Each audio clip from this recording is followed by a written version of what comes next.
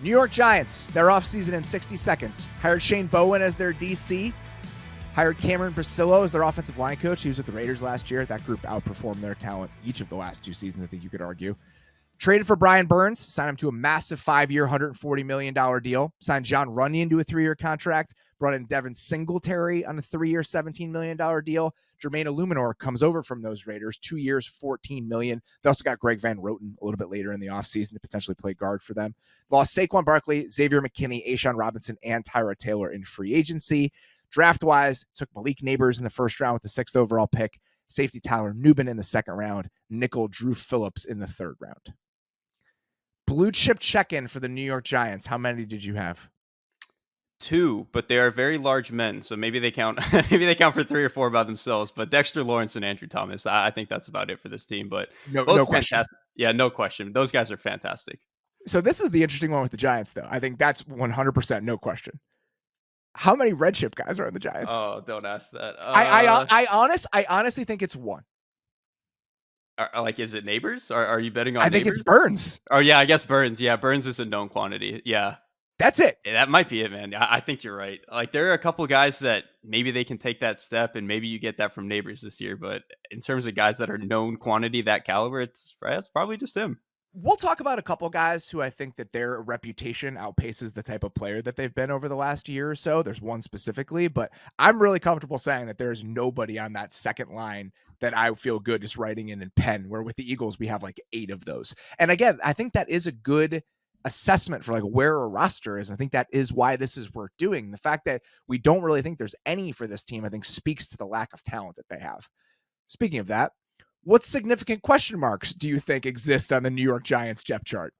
Oh, geez, man. Pull out the list. I mean, quarterback is obviously a question mark. I had quarterback question mark as part of my list.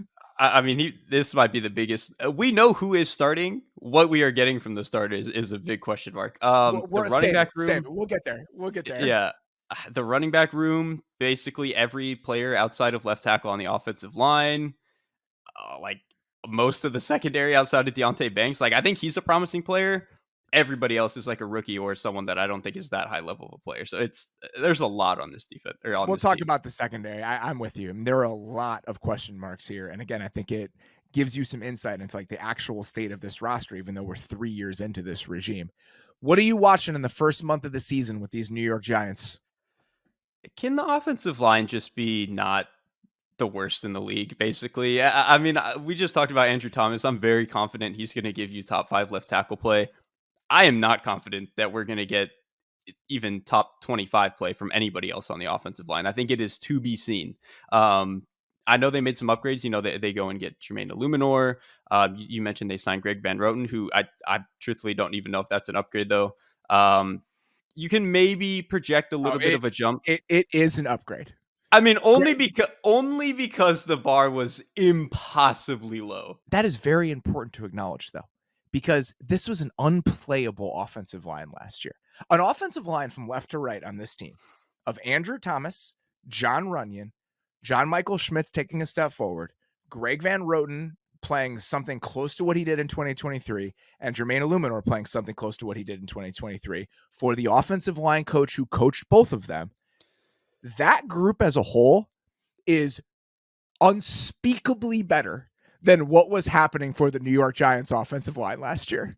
I didn't fully do the math. I know you mentioned it at the top, but I didn't fully calibrate in my head that those two guys had already worked with him. So maybe I feel mildly better about them getting to O-line 24, which is, again, a huge step up from last year. That's what they're shooting for, by the way. Like, O-line 20 to 25 is probably the best case scenario for this group, but that's what I mean. If that's where they land here, that offensive line last year was the worst offensive line I think I have ever seen for a long stretch of time on an NFL team. And that's kind of my question. What I'm watching, what does this group look like? What does a Brian Daboll, Mike Kafka offense look like in the NFL in 2024 with a functional, hopefully, offensive line and a real NFL wide receiver? Because they had neither of those things last year. If you look at the line last year, they were cooked by week 1. Andrew Thomas gets hurt in week 1. They realize that Mark Lewinsky is unplayable in week 1 at right guard. The Evan Neal experiment goes awry in week 1 against the Cowboys. And then by week 2, things are completely off the rails. They got Josh Azudu playing left tackle. They just had guys who were completely out of their depth at so many different spots from the first half of the first game in the last season.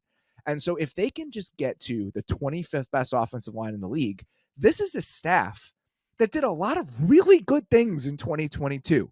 And I don't think they necessarily deserve the benefit of the doubt, but I at least want to see what it looks like with an NFL offensive line, even a bad one, and a guy who I think has a chance to be a true number one receiver in the league, because they haven't had either of those in a calendar year.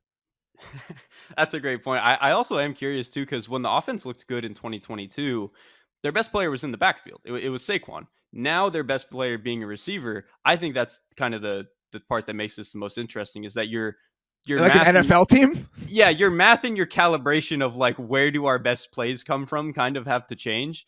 And I almost don't even know if some of the BS they were doing in 2022 with like being really under center, running the ball, and like some of the rollout stuff that they were doing. I think if Saquon's not in the backfield, that's really, you can't even do that. So like their best plays and their best way to get here, it has to be different with Neighbors. So I think this is a great one to bring up. There's no doubt. And that's why I'm so curious about this, because we have no idea. Like this offense, we have no data about what it should look like with this sort of receiving personnel. Because if you look at it, this is fairly traditional. Like they have a number one receiver who's going to move all around. Like the name that was mentioned to me when I was there in terms of like how they see him was Jamar Chase. And I think that that is a reasonable comparison when you're talking about deployment, getting the ball in his hands, using him all over the formation, etc. So you have that. You have a slot option in Wan'Dale Robinson, and you have two burners. So that is like the construction of what an NFL receiver room theoretically should look like. And the tight end room is the same kind of deal. Like you don't have to like the quality of the players, but last year they didn't have anybody. Like Waller couldn't play real tight end, and then you had Bellinger, and that was it. So now they have Bellinger, they draft Theo Johnson, James Manhurts is here. So they actually have the bodies to do something a little bit different with some of the personnel that they can use. We talked about this. There are no stars on this team, but at least they have like a full arsenal, theoretically, of competent NFL players across the entire starting 11 on offense. And that is different than it was a year ago. Yeah, and honestly, Neighbors makes some of the other wide receivers better in the sense of he just knocks everybody down the totem pole a little bit. And totally. That's nice. That's nice to have. I have no idea how this goes, but I don't think we should totally forget that we've seen some competence from Brian Daboll architecting an NFL offense when he's had NFL players. That's a great point. It's a great point. What is keeping you up at night with this year's Giants team? You could take this in a lot of different directions. You really could. I could touch on probably almost any position group outside of like the defensive front, and I think it would make a lot of sense. I'm going to go with the defensive secondary. What is going on here? I mean, you lose your best player in Xavier McKinney, which is not a great place to start. The only other player who I have some amount of faith in being an above average, at least, or good player is Deontay Banks. I think he was a promising player, really good on the outside. Everything else is a huge question mark to me. And some of the new pieces they added, you know, they're bringing in potentially a rookie nickel in Drew Phillips. I know they drafted Tyler Nubin. I didn't necessarily scout defensive players, but he seemed more like a guy who is a little bit better the closer he can be to the ball, because I don't think he covers a lot of range. So I don't know. It's just a lot of questions in the secondary outside of a corner who is promising, but not, you know, he's still not proven himself to be a superstar yet. Yeah, I mean, and even a guy like Nubin, he hasn't beat out Dane Belton for that second safety role because he's been banged up for most of training camp. So there's a chance they're rolling out there with Dane Belton, Jason Pinnock, Cordell Flott, who played some nickel for them in the past and is now bumped out to outside corner. I don't think they've necessarily figured out who's going to be that other outside corner opposite from Deontay Banks. I mean, there's nothing but question marks essentially for this secondary. And I'm with you. Mine extends to the entire defense. Like the defense might be a disaster. I like Shane Bowen. I think he did a really solid job in Tennessee. I actually think some of the ideas that Tennessee off defense was rooted in, like they were using a lot of simulated pressures before a lot of other teams were, and just the way that it was constructed, how they defended the run was really impressive considering some of the boxes that they played in. But even if you like him, I think that this defensive personnel, there's a lot of scary parts of this. Beyond the secondary, people are talking about this front like it's this unit that's going to change games. I love Dexter Lawrence. He's probably one of my like 3 or 4 favorite players in the league. And I think Brian Burns is a good, but not great player. He's never taken the step that I think we really wanted him to take after his first couple years in the league. So those two guys, great. Love it. Kayvon Thibodeau last year, there were 55 players in the NFL who played at least 50% of their team's snaps at the edge. He was 48th in pressures per snap. I know he had 10 sacks last year. I watched all of them today. Cleanup sacks. He beat the 4th string Seahawks tackle for 2 sacks. He beat the 4th string Dolphins tackle for 2 sacks. The 2 guys he beat for a quarter of his sacks last year were Jake Curran, who is the 5th tackle on the Bears right now, and Kendall Lamb, who is the 4th tackle for the Dolphins. If you look at it on a per snap basis, this is not somebody who is consistently affecting games. So even though he had big sack numbers, I still don't know what this group looks like, and they don't even know who their 4th guy is. Like right now, it's Nunez Roches in like their pass rushing group. So I just don't understand where the strengths personnel-wise for this defense lie, even though a lot of people have attributed it to this front, which I still think has more questions than a lot of other people do.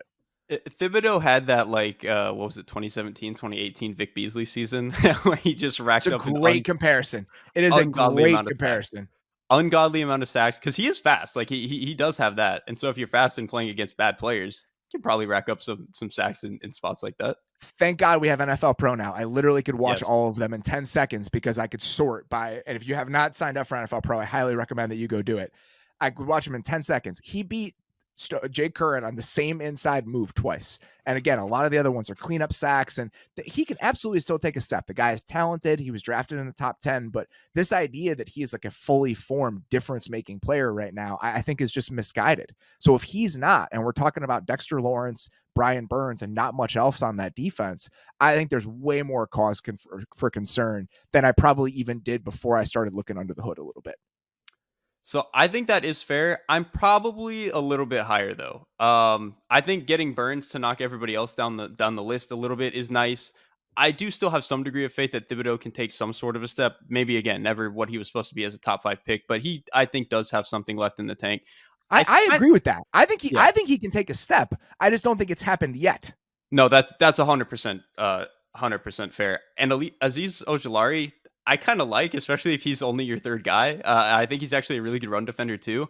And I actually like their linebackers. I'm not going to lie. I think Bobby Okereke and Micah McFadden are a above average linebacker core. So I'm probably not like this front is top 5 or anything, but I think they're good enough to not make this an embarrassing unit overall. I'm worried about the interior depth. Like if you look at the teams that are changing games because of their front, they have 5, 6, 7 guys. And I think this team probably has like 3.5. So even if there are big names, I really do wonder how much they're actually going to change games when we see the game starting to be played. I can agree with that on the interior. That's fair. The other one, and it's worth mentioning before we move on, what's keeping me up at night? QB implosion is like 100% in play here. That one's almost like implied, so it's not. But we have to mention it. I mean, I guess that's true, but I will say, Daniel Jones, I think for a few years there, obviously got overrated because of that 2022 year. But he was probably a little bit better and had more to him than I think some of those implosion years before. That's some of what I think we've seen in the preseason and like coming out of camp from other players talking about him. It does have me concerned, actually. It's scaring me a little bit. I don't want to put too much on a few preseason snaps. I don't.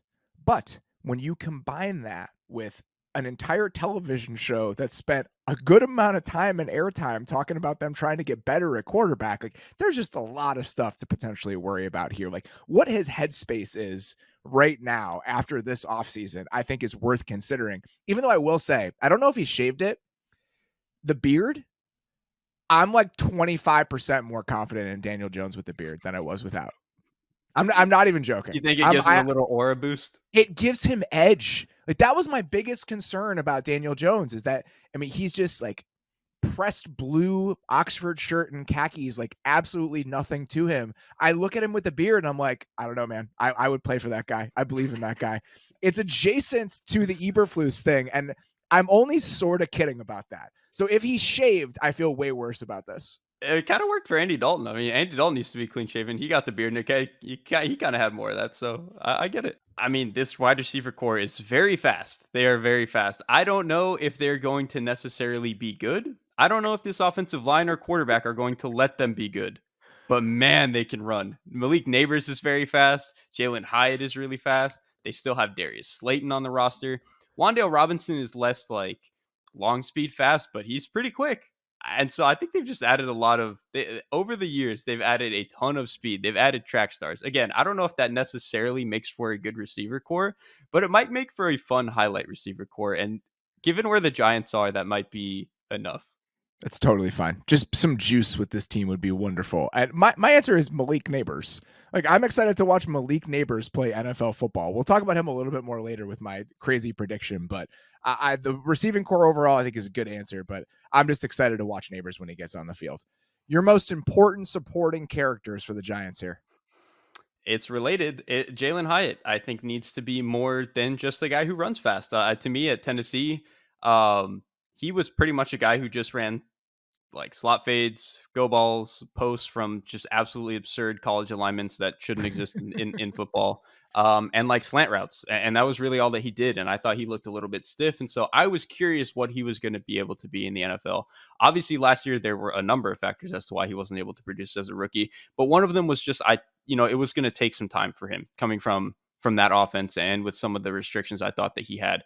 I will say, for a guy who is kind of just the speed guy, his ball skills are kind of good. Not like fantastic, but better than a just go run fast type of guy that you would think. So that what might does this give look him, like to you? What does this development look like? Him taking a step, what does it look like in practice? man, I don't even know. Like, I think he just needs to have some degree of route running. I think over the like intermediate area of the field, like, can you get him open a little bit more on like some comeback routes? Can you get him to snap off curl routes where it doesn't take 8 steps because he's a little bit stiff in the hips? Like, can you do some of that stuff where it's not just purely unleashing him on go balls and post routes or just those, 2-step slants? Like, it just, can we fill out everything from 5 yards to 18 yards? Can we do that? My most important supporting characters, all the non-Neighbors guys in this 2024 class. Like, this team needs an injection of talent so desperately. So can this be a group that we look back on at the end of the year and be like, oh man, they found some dudes? Like, Newman's obviously been banged up. We talked about this, but Drew Phillips had some really fun moments in the preseason. He was a really good player in college. Can he be a really good starting nickel for you from the start? Theo Johnson, can he bring some explosiveness at tight end? Like, I don't think there's a lot preventing him from having an early role within this offense. And somebody like Tyrone Tracy, like, are we going to sit back at the end of the season and think, okay, this is the class that kind of took this Giants team in a slightly new direction? Neighbors is obviously a big part of that, but I think the other guys involved here are just as important to kind of finding or establishing like a foundation of talent for a team that right now is desperately lacking it. I think that's absolutely right, especially on defense, man. I mean, truthfully, both sides of the ball for this roster, but especially on defense in the secondary. What counts as a successful season in your mind for the 2024 Giants? It's kind of just a spin on what you just said, where it's I want to see these first and second year players take a step. Well, I guess for the first year players, obviously just look good and look like a building block, and then the second year guys to take a step. So ideally, Neighbors comes in and immediately looks like a star who can be your number one. Maybe John Michael Schmitz takes a step. Maybe Jalen Hyatt, like we said, can prove a little bit more as a route runner, where he can be more of a normal number 2 receiver as opposed to this like gadgety kind of super limited type of guy. Can Theo Johnson give them something that Daniel Bellinger doesn't give? Daniel Bellinger is a nice under 10 yards, but I don't really think he gives you a whole lot of explosive ability. Whereas Theo Johnson, if everything goes right for him, could give you that. Again, betting on a rookie tight end who is a mid-round pick to be super productive for you is not great. But if he can at least prove some degree of maybe in 2 years, this guy is awesome, that would be really good for them. So I think for me, it's just on offense. I want to see from these first and second year guys, can they get to that level there where it looks like there's a foundation here? Yeah, it's huge. I mean, they need it more than I think almost any other team in the league when you look at the state of their roster and the amount of picks that they had, right? Like, obviously Brian Burns is part of this. So if Burns can be a difference maker plus all of the picks that they actually made, it's going to go a long way in potentially turning this regime around. So I think that's a really good one. I said this draft has 3 or 4 finds in it, and Daboll kind of reestablishes himself as like a needle moving architect on offense because he has shown an ability to produce high level offenses in the league. Can that happen again with this quarterback and this group of players? I will say, I don't really understand this team. Like, I don't understand the team building process. I don't understand what they're trying to do. Like, Brian Burns is going to be making $29 million against the cap next year. And there's a chance that they move on from their quarterback and don't have a quarterback. So I don't really get how they're supposed to get from point A to point B. And I don't really get how all the moves are in service of a larger cohesive vision. That being said, I still think that there is a successful path that shows their coach, who they hired to turn around the offense, can turn around the offense when he has better players. I can't say I see the path either, generally, but I will say, Brian Daboll, one, has done it in the league very recently, obviously in Buffalo. He did some really good work at Alabama too. I thought he did a lot of interesting stuff. So I mean, he is a guy who has this proven track record of being able to do really creative stuff on offense. It's just last year when the offensive line was as bad as it was, skill player cupboard was bare. I don't even think like Mike McDaniel and Kyle Shanahan could get a whole lot out of that. Your irresponsible player prediction for this year's Giants. This is kind of a weird one, but I think this is finally the year Darius Slayton like gets traded and goes somewhere else. And that sounds weird for a team that doesn't have a ton of talent. But if they get what they think they're going to get out of Malik Neighbors immediately, and Jalen Hyatt takes some degree of a next step, the best bet for a team that is very obviously rebuilding might be like, okay, let's get rid of this guy who can be valuable to some other team as a wide receiver 3 who can stretch the field. He's a guy who can get you 600, 700 yards if you really need him to. And go get a 5th round pick, 6th round pick. I don't know. Get something. Like at this point, that is more valuable to you than whatever you're getting out of Darius Slayton this year. Especially if there's a sameness with him and Hyatt and what they're providing for you within the offense, which theoretically there might be. Mine is that Malik Neighbors gets more targets than any rookie receiver in the history of the NFL. That would make my Darius Slayton thing make a lot of sense. So I think these are kind of two perfect ones.